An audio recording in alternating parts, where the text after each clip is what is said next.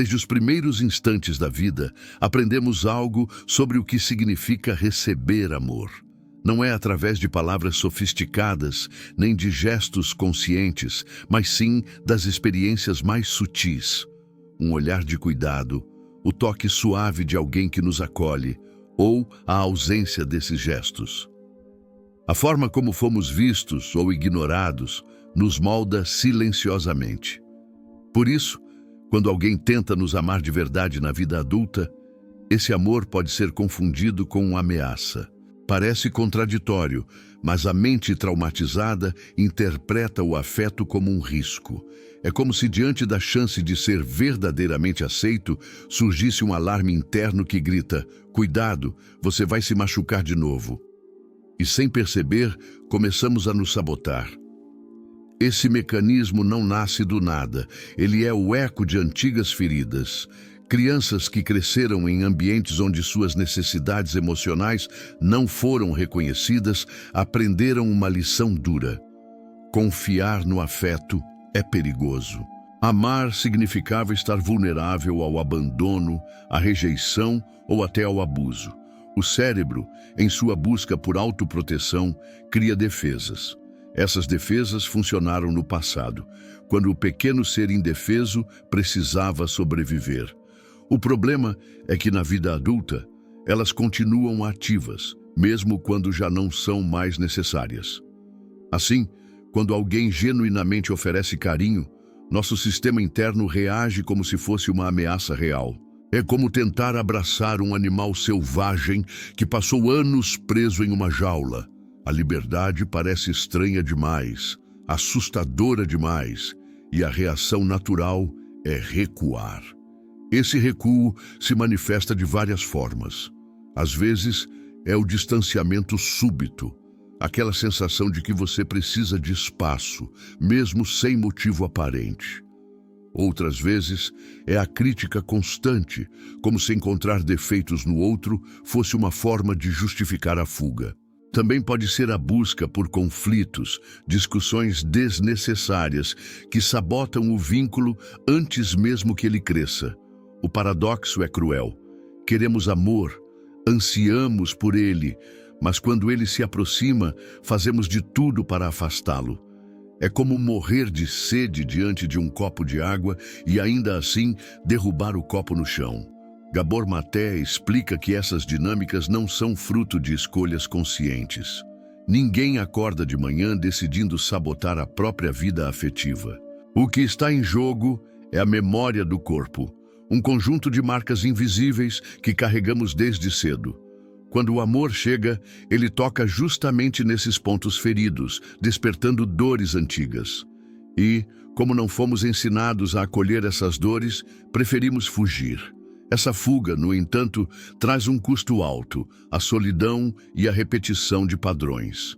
Rejeitamos quem nos oferece cuidado e depois lamentamos que ninguém nunca fica. Mas a verdade é que muitas vezes somos nós que empurramos para longe aquilo que mais desejamos. O primeiro passo para compreender esse processo é reconhecer que não se trata de fraqueza, mas de um mecanismo de sobrevivência. Você não é quebrado por ter medo do amor. Você é alguém que aprendeu a se proteger quando ainda era pequeno demais para lidar com a dor. A questão é: até quando esse escudo será necessário? Até quando você vai permitir que uma proteção antiga impeça a possibilidade de viver algo verdadeiro? A consciência dessa dinâmica é o início da cura. Quando você entende que o medo não é o inimigo, mas um mensageiro do passado, surge a chance de responder de outra forma. Quando alguém tenta nos amar de verdade, algo profundo é acionado: a vulnerabilidade. Para muitos, a vulnerabilidade é confundida com perigo, porque na infância foi justamente no momento em que mais precisaram estar abertos que a dor se instalou. Se uma criança chorava pedindo colo e recebia indiferença, ou se mostrava alegria e recebia desprezo, ela aprendeu que ser autêntica não era seguro. Assim, a mente cria uma conexão perversa. Abrir-se é igual a sofrer. Na vida adulta, quando um parceiro ou parceira se aproxima com sinceridade, esse antigo reflexo é reativado. O gesto de carinho não é visto como cuidado, mas como o início de um possível abandono. A lembrança é inconsciente, mas a reação é automática. Afastar-se antes que a ferida se repita. É importante compreender que a autossabotagem não aparece de forma óbvia. Ela se disfarça de racionalidade. Você pode dizer a si mesmo que aquela pessoa não é a certa, que tem algo estranho ou que é melhor não se envolver demais. Essas justificativas funcionam como máscaras para o medo real. O medo de ser visto em sua totalidade e, ao mesmo tempo, rejeitado por isso. Para muitos, é mais fácil destruir a relação antes que ela se aprofunde do que enfrentar o risco de perder alguém depois de se entregar. É como um jogo psicológico em que a mente acredita estar controlando a situação, mas, na prática, está apenas repetindo um ciclo de dor. Outro aspecto essencial é a sensação de indignidade. Muitos carregam a crença silenciosa de que não merecem amor. Essa crença nasce quando, durante a infância, a criança percebe que precisa se moldar para ser aceita, ser mais quieta, mais obediente, mais sorridente ou, ao contrário, mais invisível. Com o tempo, a mensagem internalizada é: eu, como sou, não sou suficiente. Então, quando alguém chega oferecendo aceitação genuína, isso não apenas soa estranho, como provoca desconforto. O afeto recebido parece não se encaixar com a autoimagem criada ao longo dos anos. E o cérebro, em sua lógica distorcida, pensa: se essa pessoa me ama, é porque ainda não me conhece de verdade. Resultado? A sabotagem acontece antes mesmo que o outro consiga provar sua intenção. Esse conflito interno gera sintomas claros. A pessoa pode alternar entre se aproximar e se afastar, criando uma dinâmica de instabilidade. Um dia, sente-se conectada e entregue. No outro, busca motivos para brigar ou inventa desculpas para se distanciar. Esse movimento causa confusão tanto para quem ama quanto para quem está sendo amado. A relação se transforma em um campo de tensão. Não porque falta amor, mas porque existe um excesso de medo. É como tentar caminhar em uma estrada cheia de buracos. Por mais que exista um destino bonito no horizonte, cada passo parece arriscado demais. Segundo Gabor Maté, essas feridas emocionais não são corrigidas simplesmente com força de vontade. Não adianta se prometer que, da próxima vez, vai ser diferente, se a raiz do problema não for olhada com atenção. A cura passa por reconhecer de onde vem essa sensação de ameaça diante do amor. Significa revisitar a infância emocional e aceitar que houve um vazio, uma carência ou até mesmo um trauma. Isso não é sobre culpar os pais ou responsáveis, mas sobre entender que aquela criança fez o melhor que podia para sobreviver e que agora, como adulto, você tem o direito de se libertar desse padrão. Imagine, por exemplo, alguém que cresceu em um lar onde o silêncio era a resposta para qualquer demonstração de sentimento. Essa pessoa aprendeu que expressar amor era inútil, porque não havia retorno. Anos depois, quando um parceiro demonstra afeto, em vez de sentir prazer, ela sente um nó na garganta. É como se algo dentro dela dissesse: isso não é para você. O desafio é romper essa narrativa interna, entender que o que foi verdade no passado não precisa mais ser verdade agora. O afeto que chega hoje não é o mesmo que faltou ontem, mas para que essa compreensão se instale, é preciso consciência, paciência e disposição para lidar com as próprias vulnerabilidades. Quando falamos em sabotagem nas relações, precisamos olhar também para o papel das expectativas inconscientes. Muitas vezes, carregamos dentro de nós uma versão interna dos cuidadores que tivemos na infância. essa voz internalizada se torna o filtro através do qual interpretamos o mundo. Se crescemos ouvindo críticas, é provável que internalizemos a ideia de que o amor verdadeiro vem acompanhado de julgamento. Se convivemos com ausência, acreditamos que o abandono é inevitável. Assim, mesmo quando alguém tenta oferecer cuidado genuíno, nosso inconsciente fica à procura de sinais de que mais cedo ou mais tarde o ciclo conhecido vai se repetir. O que nos destrói não é o presente, mas a sombra do passado projetada sobre ele. Esse fenômeno é chamado de profecia autorrealizável. Esperamos ser rejeitados e por isso agimos de maneira que empurra o outro para longe. Criamos barreiras emocionais, testamos o afeto da pessoa amada ou exigimos provas impossíveis de fidelidade e dedicação. No fundo, não estamos buscando amor, mas tentando confirmar uma crença antiga. Ninguém fica de verdade. É doloroso admitir, mas muitas vezes a sabotagem é uma forma de validar aquilo que já acreditamos sobre nós mesmos. A mente prefere ter razão sobre sua indignidade do que arriscar acreditar que pode ser digna de amor e depois se decepcionar. Outro ponto importante é a confusão entre intensidade e intimidade. Pessoas que viveram relações instáveis na infância podem associar amor a dor, drama e turbulência. Quando encontram alguém que oferece carinho tranquilo e consistente, esse tipo de amor pode parecer entediante ou até falso. O coração acostumado ao caos não reconhece a paz como algo seguro, pelo contrário, interpreta como falta de emoção. Assim, inconscientemente a pessoa cria situações de conflito para trazer de volta a intensidade que associa ao amor. O resultado é um ciclo de altos e baixos, onde a estabilidade é vista como ameaça e a instabilidade como prova de afeto. A autossabotagem também se manifesta no corpo. Não é raro que pessoas em relacionamentos saudáveis experimentem sintomas físicos de ansiedade, palpitações, insônia, dificuldade em relaxar perto do parceiro.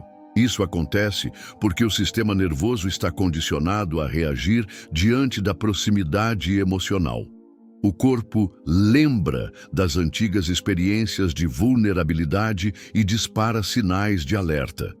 Esse desconforto físico pode ser interpretado como intuição de que algo está errado, quando na verdade é apenas a memória corporal reagindo a uma situação que não representa perigo real. Essa confusão entre passado e presente é um dos maiores desafios no processo de se abrir ao amor. Nesse ponto, é essencial destacar algo que Gabor Maté frequentemente menciona. A dor que não é encarada vira prisão. Enquanto não olhamos para as raízes da sabotagem, ficamos presos em padrões repetitivos que drenam nossa energia vital. Reconhecer que existe um trauma por trás do medo de ser amado não é um sinal de fraqueza, mas de coragem. É admitir que a criança que um dia não foi vista continua pedindo atenção dentro de nós. E o que mais ela precisa não é de rejeição ou julgamento, mas de compaixão. O adulto de hoje tem a chance de oferecer a si mesmo o cuidado que faltou no passado, e ao fazer isso, abrir espaço para receber o cuidado dos outros. Mas por que esse processo é tão difícil? Porque amar verdadeiramente significa abrir mão do controle, significa se expor ao risco de ser ferido, mesmo sabendo que o outro pode não corresponder como gostaríamos. Para quem passou a vida tentando se proteger, isso parece aterrorizante. E, no entanto, é nesse espaço de vulnerabilidade que a cura acontece. Amar e ser amado não elimina o risco da dor, mas oferece algo ainda maior. A possibilidade de viver uma experiência autêntica, onde não precisamos mais usar máscaras ou construir muros. Esse é o ponto de virada.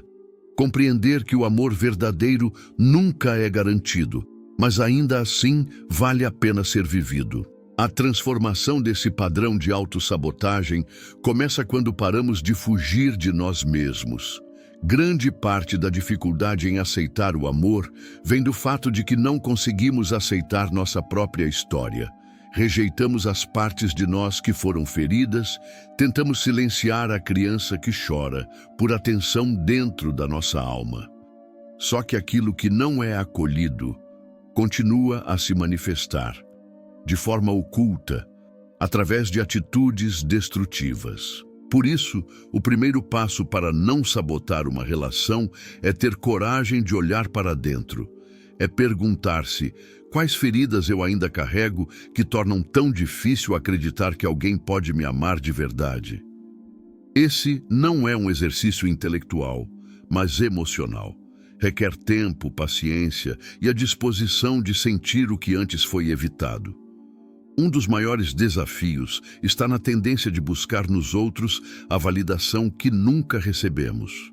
É como se cada relacionamento fosse um teste secreto. Se essa pessoa ficar, significa que eu sou digno.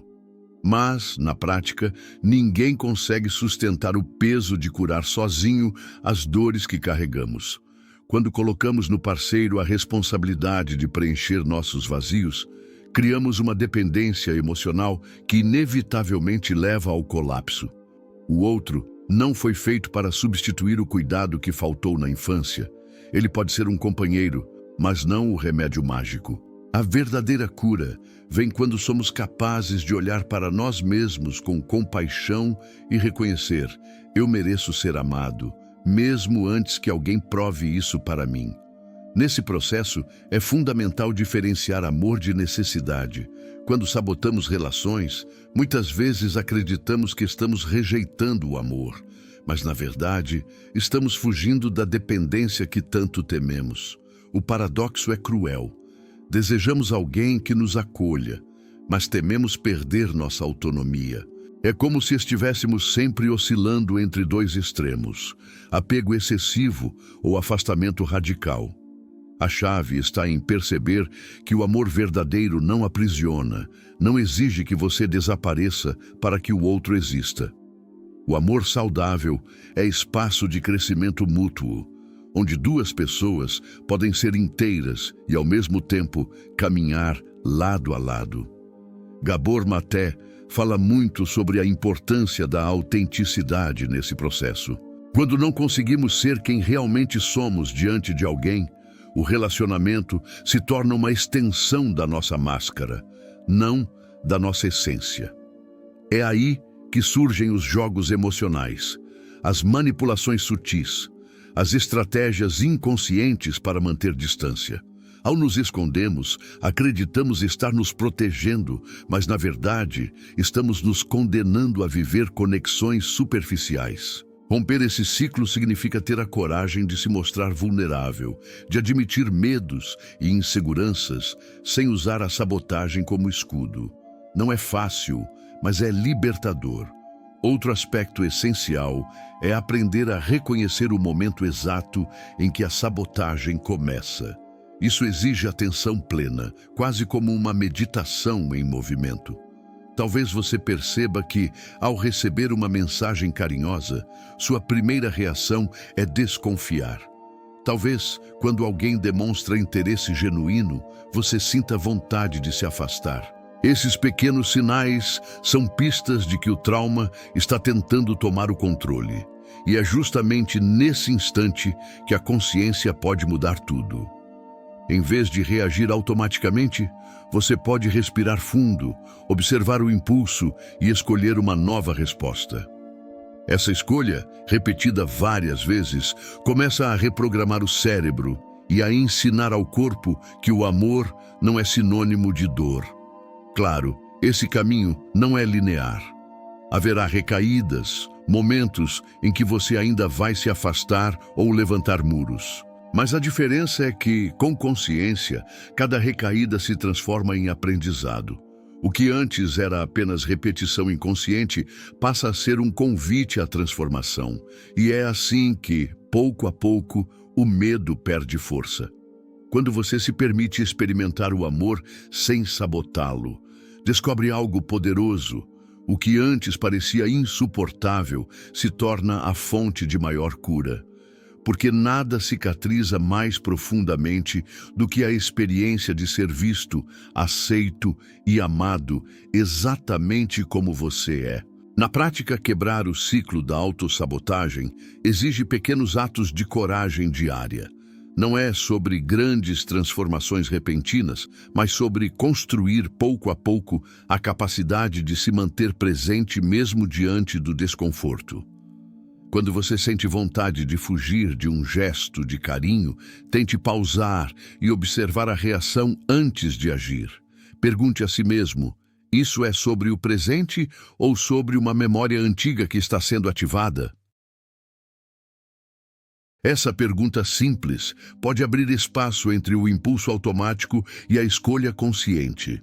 E é nesse espaço que mora a verdadeira liberdade, a chance de não repetir a história, mas de escrever uma nova versão para si mesmo. Outra ferramenta poderosa é o diálogo honesto com o parceiro ou parceira. A autossabotagem prospera no silêncio, naquilo que escondemos por medo de sermos julgados. Quando você compartilha suas inseguranças e medos, cria a possibilidade de que o outro se torne um aliado no processo e não um inimigo. Dizer algo como: às vezes eu tenho dificuldade em acreditar que posso ser amado, então posso me afastar sem querer, é um gesto de vulnerabilidade que abre portas. Isso não significa que o outro terá todas as respostas, mas significa que vocês podem caminhar juntos na construção de uma relação mais consciente. O amor não precisa ser um campo de batalha. Ele pode ser um espaço de cura compartilhada. É importante também trabalhar a autocompaixão. Muitos que sabotam relações caem na armadilha de se culpar excessivamente. Pensam: eu sempre estrago tudo. Ninguém vai me amar porque eu sou assim. Mas essa autocrítica só reforça o ciclo. Em vez disso, é preciso aprender a olhar para si com gentileza, reconhecendo que a sabotagem não é maldade, mas uma tentativa de proteção. Você não está tentando destruir algo bonito de propósito. Você está tentando se defender de uma dor que ainda parece insuportável. Quando esse olhar compassivo é cultivado, a culpa perde força e dá lugar a uma nova postura, a de alguém que assume responsabilidade sem se punir e que se permite crescer sem se condenar.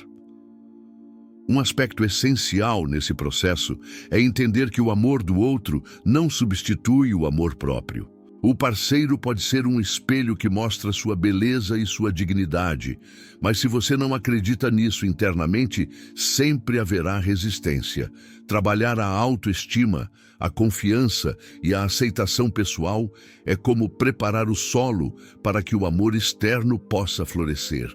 Sem esse preparo, mesmo a relação mais sincera pode ser sufocada pelas ervas daninhas da insegurança.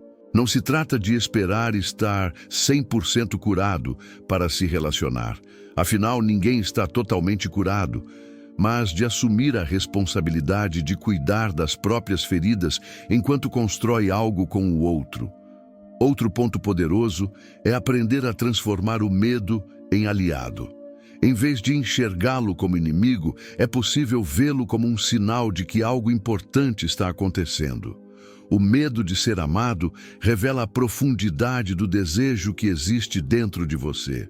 Ele mostra que há algo em jogo, que o amor importa, que sua alma reconhece a magnitude da entrega. Quando você muda a forma de interpretar esse medo, ele deixa de ser um bloqueio e passa a ser um lembrete.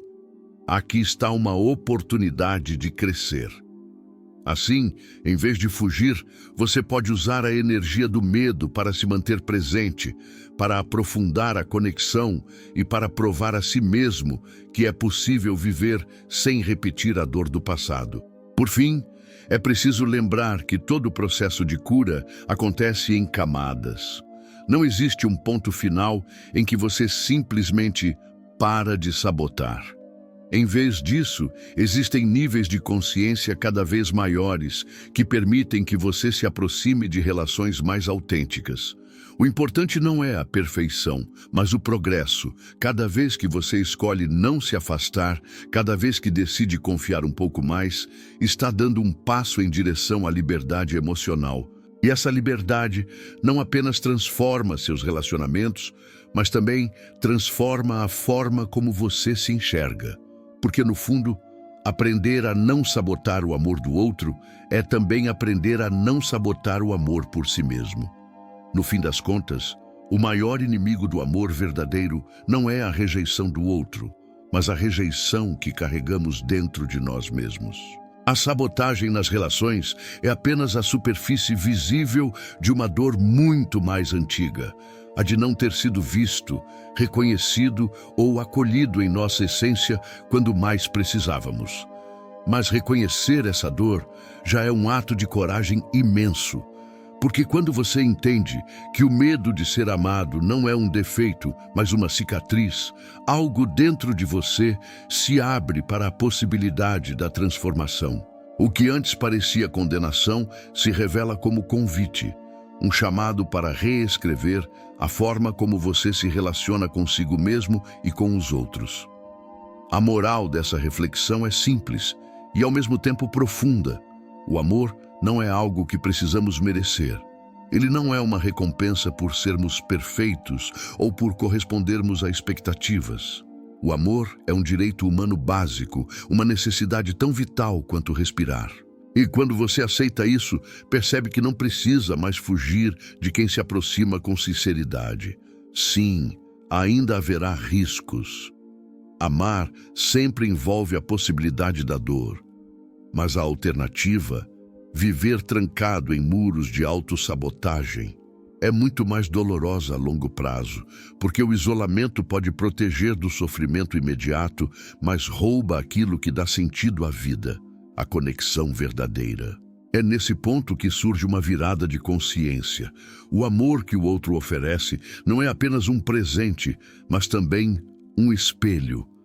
Ele reflete aquilo que você muitas vezes não consegue enxergar sozinho. Sua dignidade, sua beleza, sua capacidade de ser importante para alguém. E quanto mais você permite que esse reflexo entre, mais consegue também se enxergar com compaixão. Essa é a verdadeira cura. Não esperar que o outro preencha suas feridas, mas usar o amor como um catalisador para se reconciliar com sua própria história.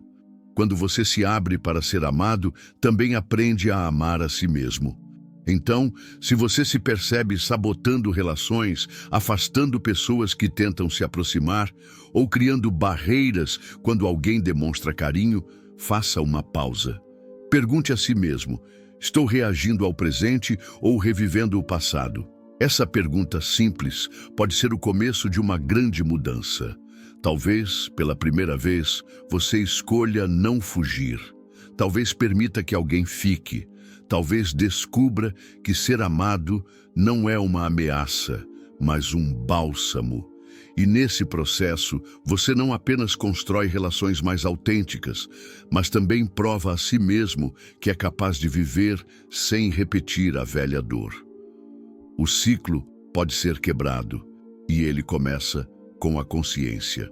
Se chegou até aqui, eu quero te convidar a refletir. Você já se percebeu sabotando uma relação que, no fundo, desejava manter? Já sentiu medo quando alguém demonstrava amor sincero?